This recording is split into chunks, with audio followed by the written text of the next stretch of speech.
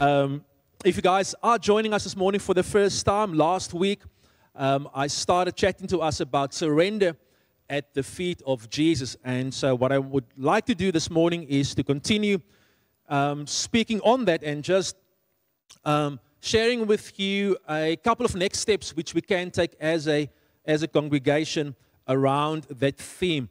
Just to recap very quickly, I said that our final destination is the feet of Jesus. Amen? If we have a look at heaven and if we think about the prayer that Jesus taught us to pray, Jesus said that when we pray, we need to pray that the will of the Father is being done in our lives here on earth as it is being done in heaven. Okay, so heaven is the original, is the blueprint for us, and we want to align our lives with what is being done in heaven. We want to align our lives with the will of Father God as it is expressed in heaven, and we want to align our lives even with the patterns that we see in heaven. And in heaven, we see that whenever people are in the presence of God, inevitably, they are face down. We see the angels face down. We see the elders face down. We see the nations around. Erika. Hello, Erika's here from Germany. It's good to have you back, Erika, visiting us this morning. It's lovely to have you with us. It's always good to see family. We see that people fall face down in the presence of God. We see it in Ezekiel's life. We see it Isaiah. We see Daniel. Whenever they meet God, the natural response is face down in the awesomeness of God's presence. And one day, that is what is going to be happening to all of us. We are going to spend a lot of time, maybe this is a surprise to you and you don't know this, but you're going to be spending a lot of time on your knees in heaven. Okay, so my philosophy is you might as well get used to it and start practicing here on earth. Okay, so earth is training ground for heaven. Amen. What we are doing here on earth is going to be amplified and it's going to be sanctified. And I believe that God is giving us an opportunity to praise Him, to bring Him free will sacrifices. You know what? In heaven one day, everything will be perfect. There will be no more tears, no more pain. But here on earth, we have the opportunity to praise God in spite of our emotions, to praise God in spite of our circumstances. Just think about that for a moment. Never, ever again will you be able to bring to God the kind of worship that you are able to bring to Him now here on earth. Never again. While we are here on earth, there are things that are not making sense. While we're here on earth, there are things that are not properly sorted out. And so we have this beautiful opportunity, in spite of our circumstances, to bring God the glory that is due His name. And so as a church family, I believe that the feet of Jesus in our posture physically, in our posture, in our hearts, in the posture of our emotions, in our relationships, is one that needs to be submitted at the feet of Jesus. And so we spoke about what that can mean. We said the feet of Jesus is a place where we can bring our questions, we can bring our praise, our repentance, even our desperation, our distractions, and our anxieties. And we can bring our treasures to His feet. But it is above all a place where we can bring ourselves to the feet of Jesus. The most precious thing we can bring to Him is ourselves. And so I want to continue along those lines and take us to a story in the Gospel of Luke, Luke chapter 8, verse 35, where we see another example of someone who comes and falls down at the feet of Jesus. Most of you guys will be familiar with this story. It's a story about the demoniac from Gadara. So there's an opportunity where Jesus is busy ministering to the people of Judah. And then He tells His disciples, let us go over to the other side. Let us go over to the place where people think differently, they talk differently. It's called the Decapolis, 10 Greco-Roman cities. So people lived in a way foreign to the ways that the Jewish people were comfortable with. It wasn't a comfortable church environment. It wasn't a space where everybody was singing worship songs. It wasn't a place where people were naturally falling on their knees, where people were treating each other necessarily with gospel values. It was a foreign place. And Jesus says, let us go over to the other side. There's a massive storm that tries to prevent Jesus from getting to the other side. But we, of course, know that storms can't keep Jesus from where He wants to be. Storms can't keep us from where we need to be as long as we are with Jesus and following Him. So they get to the other side, and when they get there, there is this broken young man This young man that has been busy self-harming. He's cutting himself. He's cutting himself with stones, sharpened stones. His community, his family are so desperate that they chain him to just prevent him from hurting other people and hurting himself. He breaks those chains. And then the best and the safest place for him is amongst what Luke and Mark calls the tombstones, the graves. So in the middle of the night, the Bible says you can hear this young man screaming and shouting. Now that's something straight from a horror movie. So literally says he was howling at night as these demons were tormenting him. So when Jesus is on the other side in a safe place of preaching and sharing the good news with the Judeans, and he calls him to go over to the other side, he had this young man in mind. And so he arrives there, the young man falls at Jesus' feet, and Jesus delivers him. He sets him free from the demonic oppression. When he asks the demon, what is your name? He says, my name is Legion. So there were at least a couple of hundred, if not 1,000 or so, demons that were oppressing this young man.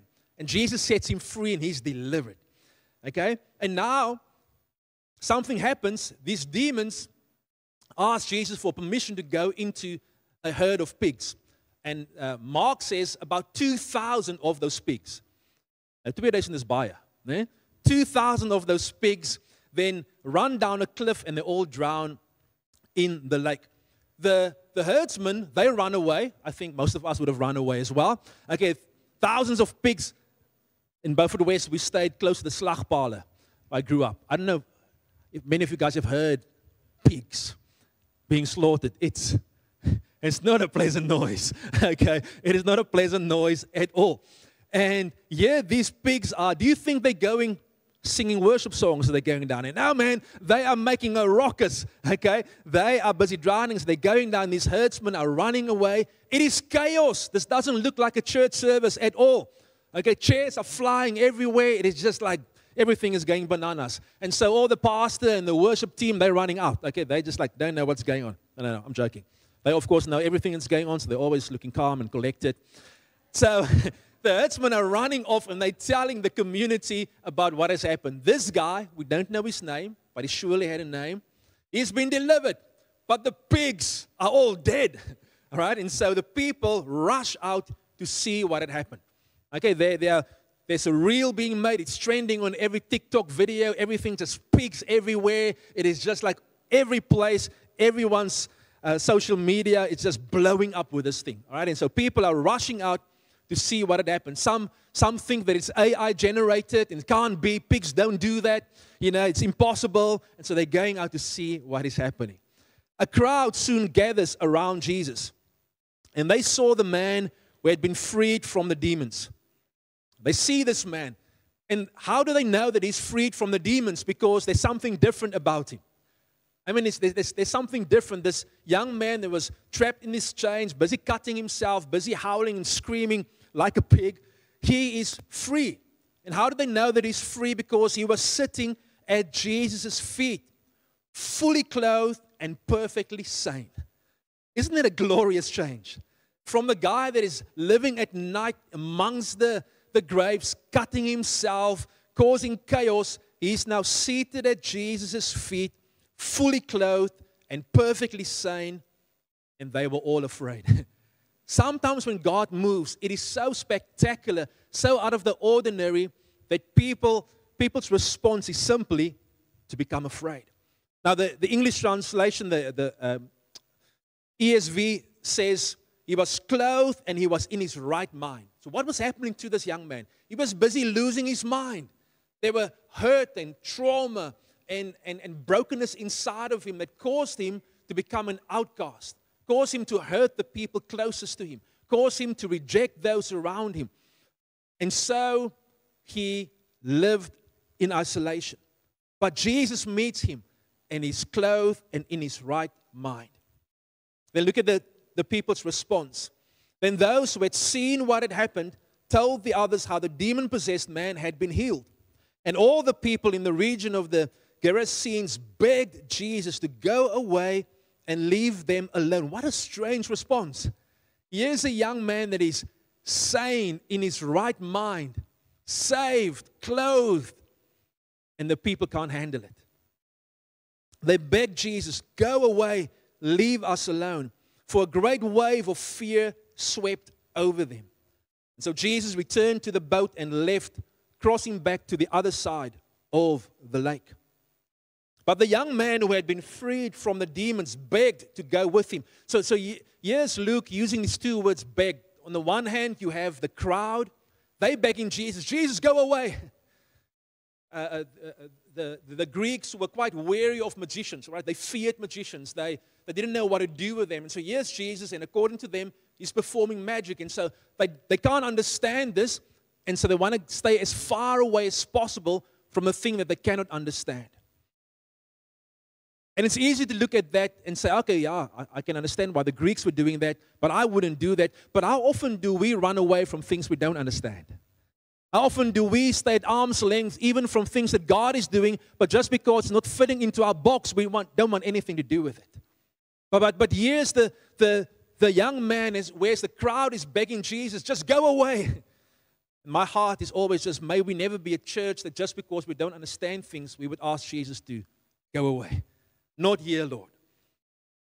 But instead, let's be like the young man. So he's begging Jesus, "I want to go with you. You've changed my life for the first time, and I don't know how long I can think straight. I can sleep. I can recognize my mom and my dad. My heart feels at peace, and I don't want to ever be without the one that has done that for me." And he begs Jesus to go with him.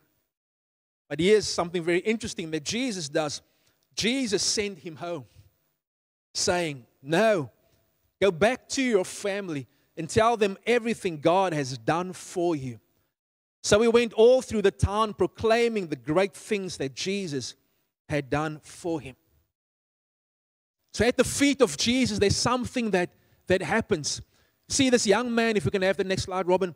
This young man finds himself clothed and in his right mind, sitting at the feet of Jesus. There's something that happens when we are at Jesus' feet that can happen nowhere else. There's something that happens at the feet of the King of Kings, the Lord of Lords, the Rock of Ages, that I cannot get from YouTube videos, and I cannot get from podcasts, and I cannot get from all the adrenaline that I get from running in the mountains or surfing on the waves or having the next business deal come through. There's something only the feet of Jesus can give me. And this young man experiences that, and there are a few things that I saw that happened then, and surely there's more, but from my perspective, at the feet of Jesus, this young man, and us by implication, get clothed with dignity. We get clothed with dignity, and I'll speak about that just now. And at the feet of Jesus, our minds get renewed, our minds get sorted out, so to speak. We come to our senses in a very real way. We change our thinking. We experience a paradigm shift. And at the feet of Jesus, we also understand that we have a purpose. And so when we pray and when we sing and when we invite you to worship in this space, to be at the feet of Jesus at home, know that it is not just some theological, spiritual exercise that we are going through. It has real life implications for us. And what I love about this is the fact that the feet of Jesus here, we see it moving into and over spiritual darkness. The feet of Jesus isn't just trapped within a church building from 9 to 11. The feet of Jesus was not meant to be the space and the place that we only experience in our quiet time, but the face and the feet of Jesus rather moves into the tombs and moves into the caves, moves into the areas where nobody thinks life is possible. Moves into the darkest of darkest places, and there the feet of Jesus bring light and life and deliverance and freedom and healing. And so you see, when we say come and sit at the feet of Jesus, it's not an invitation into escapism, it is an invitation into kingdom advancement. Amen? It's an invitation into kingdom advancement, because the feet of Jesus were never meant to be trapped in the church. We were never supposed to have a monopoly on the feet of Jesus. We're supposed to take what we experience at the feet of Jesus and take it into the lost and broken world. What I love about the story as well is that it is so filled with spiritual brokenness and darkness and evil and witchcraft, demonic oppression, like maybe few of us have experienced. But it also takes place within a marketplace setting. If you pay careful attention to the environment there, you will notice that we're talking here about the marketplace impact that rocked that entire town. And so you see, the feet of Jesus is not just content with remaining in the church or even just impacting the spiritual world, but it wants to impact the very marketplace in which we live. The feet of Jesus want to go everywhere. And something happens at his feet. See, just like that young man, God always has had this habit of where the devil exposes. The devil comes in and the devil wants to expose that which is sacred and holy and precious. But you see, God comes and God covers. I mean, God covers. That is why you will see that in the Old Testament, so many opportunities and moments when God comes and He covers those who are naked and vulnerable. In Genesis chapter 3, verse 21, we see that when Adam and Eve, when they sinned, when they ran away from God, they tried to make fig leaves for themselves, but God comes and He slays the little lamb, and then He clothes them with the skin of the lamb. See, God comes and He covers their shame. What does sin do? Sin exposes. Sin comes and sin tears apart. Sin takes the things that are holy and sacred and parades it on the pages of the internet, on newspapers or magazines. And then that is why something like pornography is so dangerous to the human soul and to relationships, because it exposes what is holy and what should be protected. And that is why something like gossip is so dangerous, because it exposes what should be protected. And by the way, God certainly doesn't see pornography as a worse sin than gossip. It is the same. We sometimes elevate one sin over another. But something like slander and gossip and exposing a brother's weakness is evil before the Lord. Why? Because God covers. He covers weakness. He covers vulnerability. Demonic forces exposes, talks badly and negatively about the boss or the president or about my mother-in-law. It doesn't matter who it is. God comes and God wants to cover. We see the prodigal son when he returns home. The first thing the father does, he's smelling of the pigs. He's sitting amongst the pigs, and he's been a bad boy. He's been hanging out with prostitutes and Gentiles. And the father comes and the father says, give him a new robe. Give him a new dress. Give him a new wardrobe. Give him something that will cover his shame. So he gets this ring and the sandals, a brand new outfit. Because you see, that's what the father does to those who come with humility. He clothes them with dignity. In Zechariah 3, we see the high priest Joshua. God comes and He says, but man, take the filthy rags off him. Give him new clothes. The filthy rags speaks of guilt. You see, here's the thing. There is no other place where your guilt will be exchanged for dignity and honor except at the feet of Jesus. Performing, striving, doing the next thing, trying to outwork yourself out of your disappointment and out of your guilt and out of your shame will not work. It will kill you at the end of the day. It's only in the feet of Jesus where a divine transaction takes place. Shame is exchanged for dignity. You know what dignity is? Dignity is dignity. If you think about what will qualify you to run onto the Rugby World Cup final to play against the All Blacks, what will possibly qualify you to stand there and face the haka or lift that trophy? If you haven't practiced and trained your ninny off for years, nothing. Except if there's somebody that gives you favor, somebody pulls you in and says, you're the dark horse, come. Come, I believe in you, I see something in you. As impossible as it thinks that sounds like this guy can make it into the Rugby World Cup final squad. You guys will look at me and say, Heinrich, we know you're awesome, but even for you, that's a bit of a stretch. It is that impossible for us to work ourselves into dignity and honor and righteousness in the presence of God. More so. You need favor. You need somebody to say, come on. I'm going to lift you. I'm going to pull you. I'm going to fast track you into my presence. And I'm going to restore dignity to you. Isaiah 61 verse 10 says, I'm overwhelmed with joy in the Lord my God, for He has dressed me with the clothing of salvation. Amen. And He has draped me in a robe of righteousness. I am like a bridegroom dressed for his wedding, or a bride with her jewels. Imagine that young man, and this verse is coming to fulfillment in his life. What possibly did he do to deserve it? Nothing. He simply fell at Jesus' feet. And he's clothed with salvation, clothed with righteousness. You see, at the feet of Jesus, my sin, my brokenness, the brokenness in my flesh, the price that was paid for my nakedness to be covered is nothing less than the very life of Jesus. At the feet of Jesus, He exchanges His life for my brokenness, His purity for my lust, His holiness for my greed. At the feet of Jesus, the divine transaction takes place.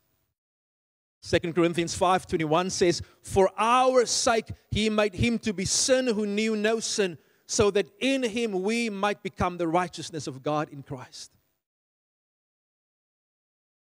So at the feet of Jesus, Heinrich is covered by the blood of the Lamb.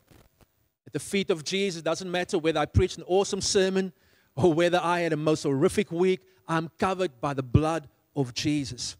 My mistakes, my sin, all of my failures is wiped away as I come in repentance before Jesus. And it's my prayer for us, Shofar Somerset West, that we will not walk away from the feet of Jesus without knowing and understanding and getting a fresh glimpse of who you are in Him. Don't carry your clothes of guilt. Don't carry your clothes of shame. You don't have to walk around like a beggar in the Spirit. And we normally know whether we are suffering from that by our confidence to enter into God's presence or not. So He clothes us, and the second thing that He does is He renews our minds. He gives us a whole new way of thinking. In Philippians 2, verse 1 to 2, Paul is writing to the Philippians and he's saying, if there is any encouragement in Christ, any comfort from love, any participation in the Spirit, any affection and sympathy, complete my joy by being of the same mind, having the same love, being in full accord and of one mind. Do nothing from selfish ambition or conceit, but in humility count others more significant than yourselves. And let each of you look not only to his own interests, but also to the interest of others. The Bible is full of the reality that if we want to be like Jesus, if we want to be what He has called us to be, we need to have our brains not removed, but renewed. I mean, God isn't interested in performing lobotomies on us. He wants to perform mind renewals on us. He wants you to use your brain. Praise God. He's given you a wonderful, amazing brain. Humans are still trying to figure out the immense power of the human brain. God wants you to use it, but He wants it to come in alignment with God's purposes. And one of the things that happens when we sit at Jesus' feet is that He begins to show us a new way. And He says, don't do anything from selfish ambition. It's all the selfish motives, the self-obsession, what is good for me and what can I get out of this. It gets broken in the presence of Jesus. And it gets replaced with another mind. A mind that says, count others more significant than yourselves. What an awesome mind to have. Count others. And so that young man who was so trapped in so much pain gets given a new mind that comes upon him. And Jesus is saying to him, I know you just want to be with me, but I want you to count others more significant than yourself. Go and tell them what I've done for you. It's a new mind that comes upon him. You see, it's only at the feet of Jesus that we will receive the flame of mission and a passion to go to those who don't know Him again. It's only at the feet of Jesus. The more time we spend at the feet of Jesus, the more our minds get renewed and we begin to see the way Jesus wants us to see. But the mind of Jesus will always clash with the mind of our culture.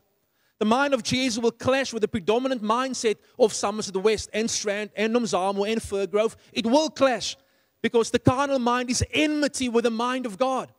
And here's the thing. The less time I spend at the feet of Jesus, the more comfortable I become with the mindset of the world around me. And I just flow into the same mind. But the more time I spend at the mind of Jesus, the more I begin to discern what is from Him, what is from my flesh, what is from the devil, what is just from a culture. Amen. And so the way in which our minds get aligned and we can get away from feeling torn and confused is stay at His feet. Allow His word to wash over you. Allow Him to challenge you. Let each of you not look only to your own interest. If we were to land this could be what God is saying to some of us. I know you enjoy Heinrich's preaching so much. It is awesome. But I want you to go and invest yourself in the kids. I want you to pour yourself out on the kids once a month. Just go to them and go and be a blessing to them. Don't just look to your own interest, but look to the interest of the next generation coming. Why else would you do it? Just because it's lekker and fun. I know some of you, it's lekker to work with kids. But for most of us, it will be, I'm doing this because I'm looking to the interest of the next generation. Amen? I'm not just looking to my own interest.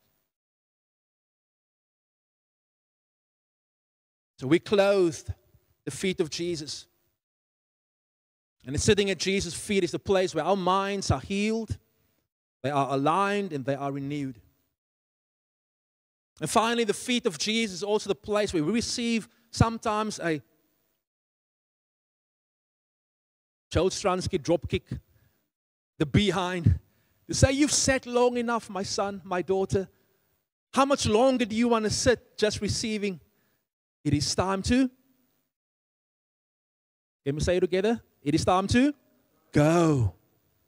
All right, it's a time for everything. It's a time to sit at Jesus' feet and receive from Him.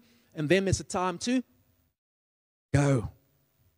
And so something happens here. Jesus comes, goes, impacts a young man's life. Everybody gets upset. Why did you guys get upset? 2,000 pigs.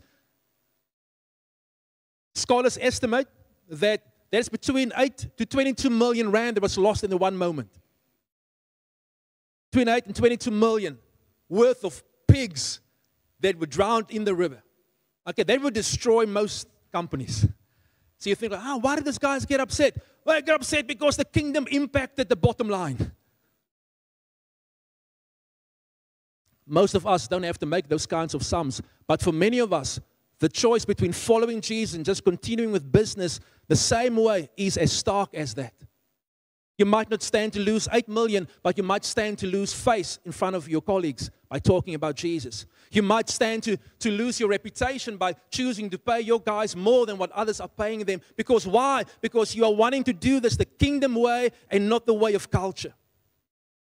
When I was in America, I told the story again about how this impacted my life. A farmer who changed the economy of his farm away from planting vineyards to sell wine, to ripping it out and planting apples, because he chose to love the farm workers so much that he didn't want them to stay dependent upon cheap alcohol. So he changed the very economy of the farm. It was crazy. What was happening? The feet of Jesus was going into the marketplace. So I want to ask you, most of you guys will spend most of your time in the marketplace. Will you dare to follow the feet of Jesus? Will you dare to get to know His feet? You cannot follow His feet if you don't know His feet. Amen?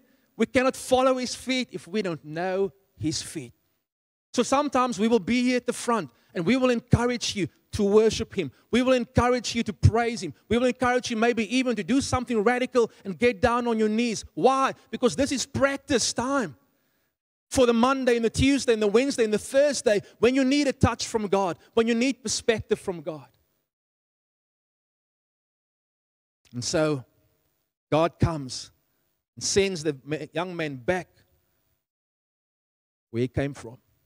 But you see, your story has the potential to become your ministry. Your healing has the potential to become somebody else's hope. Your restored dignity in the presence of God has the potential to become somebody else's doorway to Jesus. Your business, your farm, your school, your family can become accessible to the King of Kings, to His feet, because of your surrendered feet. How is Jesus' feet going to reach your business, going to reach your family, going to reach your school?